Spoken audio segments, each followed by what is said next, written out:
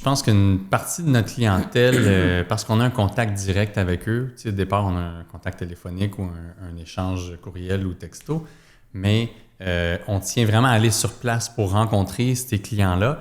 Et puis, je prends vraiment le temps, tu sais, des fois trop de temps pour Anaïs ou pour la famille. Des fois, je m'emballe un peu, en fait, par le projet. Fait que je suis supposé avoir un rendez-vous de 3 heures à 4 heures. Puis finalement, à 4h30, je suis encore là. Parce que je suis emballé par le projet. On donne des idées, on échange sur ce qui est possible, ce qui est pas possible pour le moment.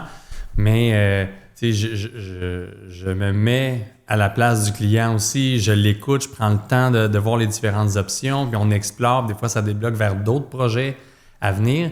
Ça fait que cette passion-là revient, puis mais ça fait en sorte qu'on est beaucoup plus près du projet. Le client, je pense, le sent, plutôt que juste arriver avec un pad ou une tablette, puis OK, vous avez besoin de 40 pieds carrés de quelque chose, 60 pieds carrés de l'autre, ça va coûter tant, on prend tant d'heures, merci, bonsoir, puis ils s'en vont. Nous, on prend le temps d'écouter, on prend le temps d'amener un projet à réalité. Puis... C'est là que ces étoiles apparaissent. C'est vrai. Bien, je pense qu'on prend chaque projet personnellement.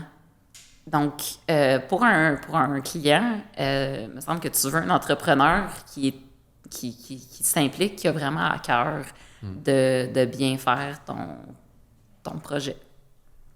Ce que j'aime vraiment, là, c'est que j'arrive sur un projet avec un client. Cette personne-là, elle est indécise parce qu'on est bombardé de tellement d'informations. Plus que tu as de choix, plus que tu viens indécis. Puis, tranquillement, de fil en aiguille, on finit ensemble par modeler l'idée qui fait vibrer cette personne-là. Puis là, on part de ça. Puis avec nos évaluations hebdomadaires, ben, on peut se permettre des fois de déroger un peu, mais on a gardé la fin en tête.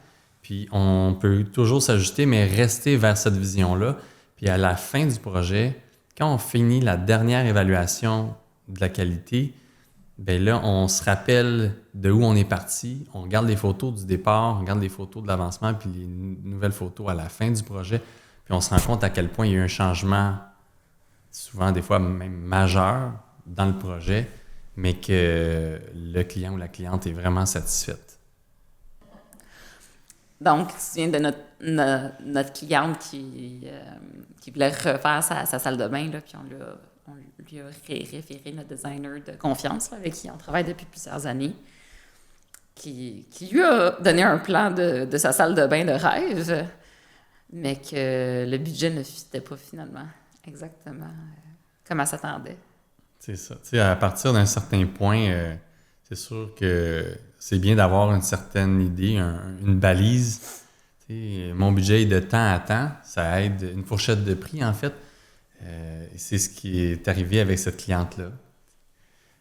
La fourchette de prix était un petit peu plus grande que sa fourchette à elle. Ouais. Mais de fil en aiguille, ce qui est important, en fait, c'est que le projet ressemble à ce qu'elle a envie. Que ça se rapproche le plus possible de son budget dans sa fourchette de prix. Puis c'est ce qu'on a fait avec cette cliente-là. C'est d'amener des différents éléments qui vont faire en sorte que elle va avoir la salle de bain qu'elle veut, sans tout le flafla extra. C'est sûr que ça va avoir l'air quand même d'une salle de bain de magazine, mais pas de haut design ou